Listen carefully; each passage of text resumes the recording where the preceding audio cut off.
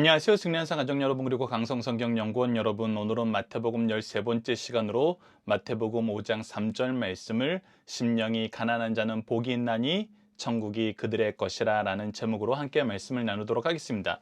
오늘부터 팔복 말씀을 한 절씩 묵상하게 됩니다. 팔복 말씀을 나눌 때 앞선 성경 읽기 부분에서는 팔복 전체를 저희들이 매일매일 읽는 시간을 갖도록 하겠습니다. 여러분들이 매일매일 반복해서 읽으시면서 이 부분을 암송하시고 마음속에 간직하시고 또 입으로 고백하시면서 여러분들 삶의 이정표로, 삶의 원리로 삼으시길 부탁드립니다.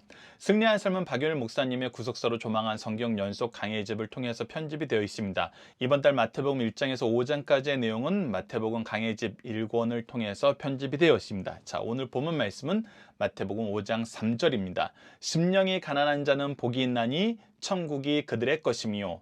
너무나 간단한 말씀이지만 이 내용이 우리에게 가르쳐주는 하나님 말씀의 의미는 간단치 않습니다. 우선 문제부터 보도록 하겠습니다. 심령이 어떠한 자가 복이 있나요? 라고 했을 때 가난한 자가 복이 있습니다. 어제도 말씀드렸지만 가난함이 우리에게 가장 중요한 의미입니다. 자, 이 가난함의 의미에 대해서 우리가 성경을 통해서 하나씩 확인해 보도록 하겠습니다.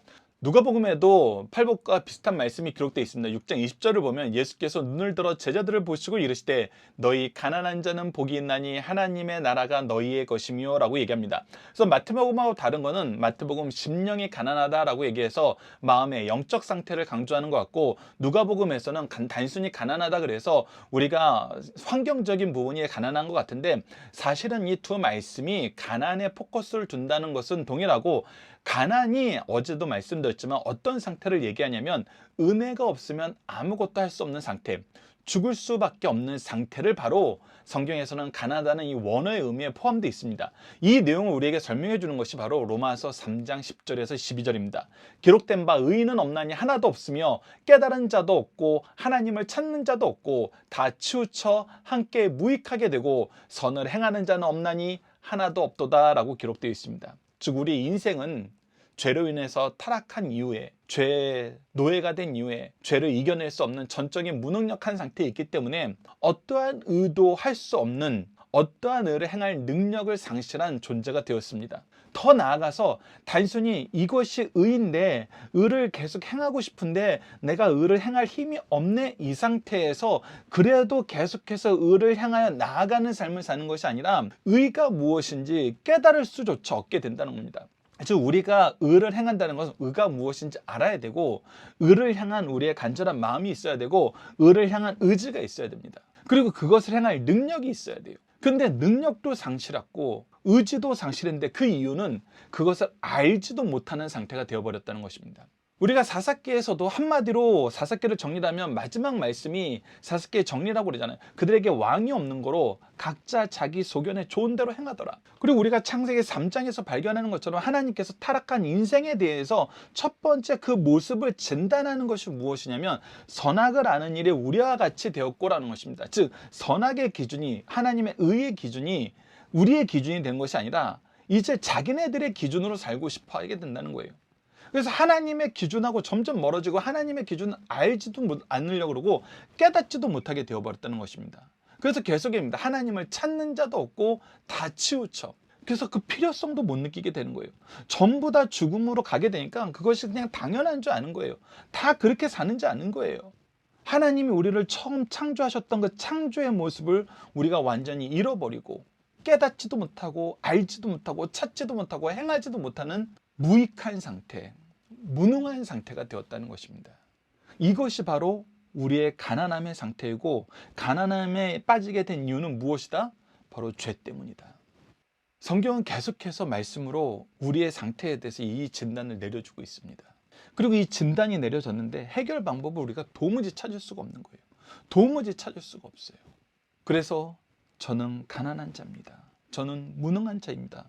저는 죽을 수밖에 없는 자입니다. 주의 은혜가 아니면, 주의 사랑이 아니면, 주의 긍휼하심이 아니면, 주의 자비하심이 아니면, 주의 은혜가 풍성함이 아니면은 우리는 죽습니다. 이 고백을 하는 사람이라는 거예요. 그런 자는 어떻다? 천국이 그들의 것이며. 왜 그렇습니까? 하나님은 우리에게 무엇을 주시기를 기뻐하시는 분입니까?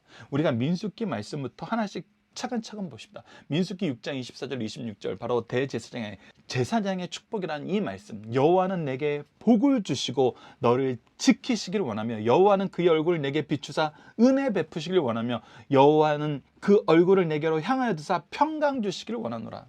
하나님은 우리를 복을 주시고 지키시고 은혜 베푸시고 평화롭게 살게 하시기를 원해요. 이것이 하나님께서 원래 우리를 창조하시고 우리와 함께 하시면서 우리가 누리게 만든 삶이에요. 안식일을 복되고 거룩하게 하셔서 복과 거룩으로 끊임없이 채워지게 하셨어요. 하나님이 우리를 지키셨어요. 지키시는 거 우리가 어떻게 봐요? 우리가 만들어지기 전에, 우리가 수고하기 전에 하나님이 먼저 다 준비해 놓으셨어요. 창세기 1장 말씀을 보면 우리에게 필요한 모든 것 다 준비해 놓으셨어요. 보상도 준비해 놓고 일터도 준비해 놓고 사명도 준비해 놨어요. 그리고 그것을 행할 수 있는 은혜를 주셔서 하나님의 은혜로 지혜를 얻게 되고 거룩함을 얻게 되고 의를 행할 수 있는 능력을 얻게 됐어요. 그리고 하나님의 백성으로, 하나님의 통치의 대행자로, 하나님의 축복의 통로로 온 세상을 평화롭게 했어요. 이것이 원래 하나님께서 우리에게 주시길 기뻐하셨던 것이고 원래 우리의 모습이란 겁니다. 하나님은 우리를 다시 이 원래 모습으로 회복하기를 기뻐하세요. 즐거워하세요. 그래서 제사장들을 뽑아서 이 말씀으로 이스라엘 백성을, 하나님의 백성을 축복하라고 얘기하시는 거예요. 오직 하나님만이 이것을 하실 수 있고 하나님을 통해서만이 우리가 이 모습을 회복할 수 있는 거예요. 시편 34편 18절 말씀도 봅시다. 여호와는 마음이 상한 자를 가까이 하시고 충심으로 통회하는 자를 구원하시도다. 우리가 회개하면, 하나님을 의지하면, 하나님을 찾으면, 하나님을 인정하면 하나님은 우리에게 무엇을 주신다? 구원을 허락하여 주신다. 구원을 허락하여 주신다. 하나님이 분명히 약속하신 겁니다. 시편 51편 17절로 보십시오. 하나님께서 구하시는 제사는 상한 심령이라. 우리가 애통하는 마음으로 하나님 앞에 회개하는 이 영혼을 가지고 있는 거예요.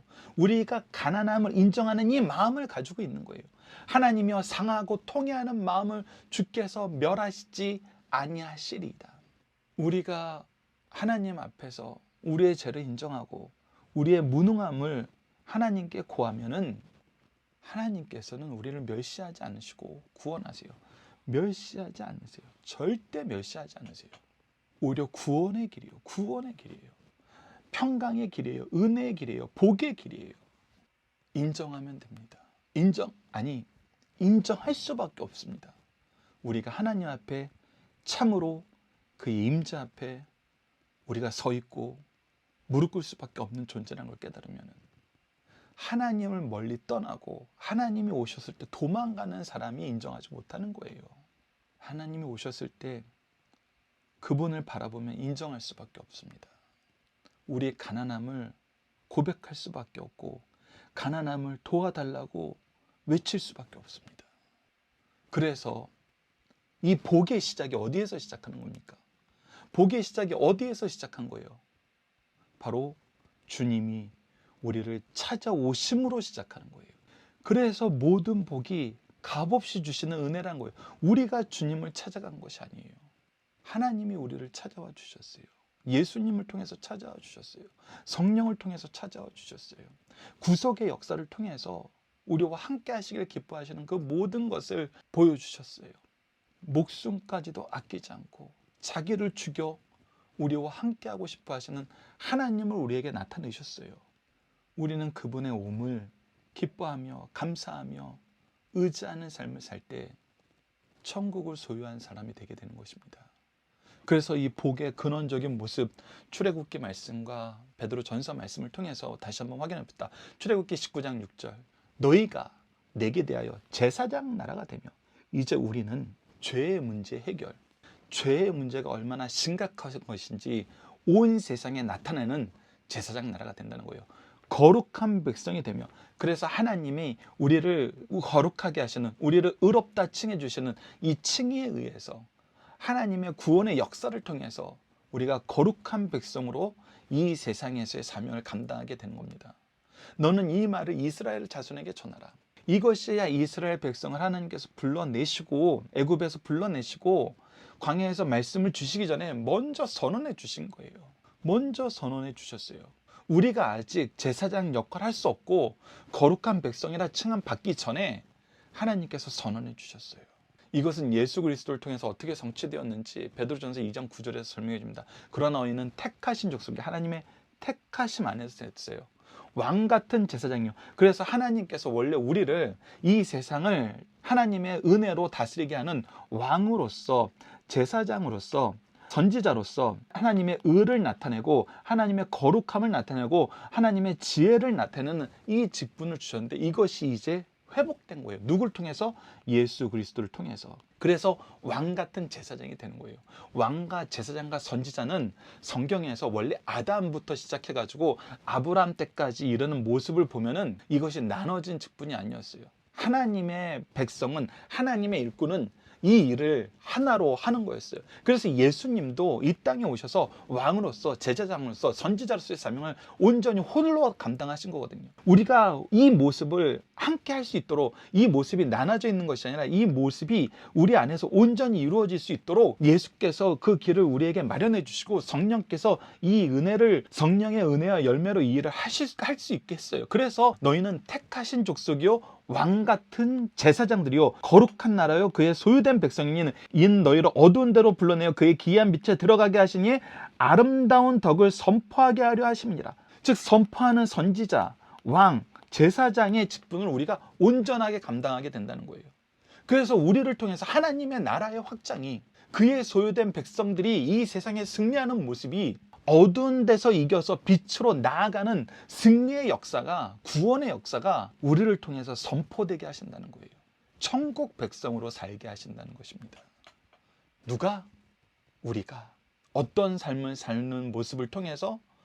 우리가 하나님 앞에 죄인임을 인정하고 회개하며 하나님의 은혜가 아니면 우리가 살 수 없는 존재임을, 그런 가난한 자임을 고백하는 삶을 통해서 이 모든 것이 하나님의 은혜로 우리에게 주어졌다는 것을 우리에게 다시 한번 성경은 가르쳐주고 있습니다.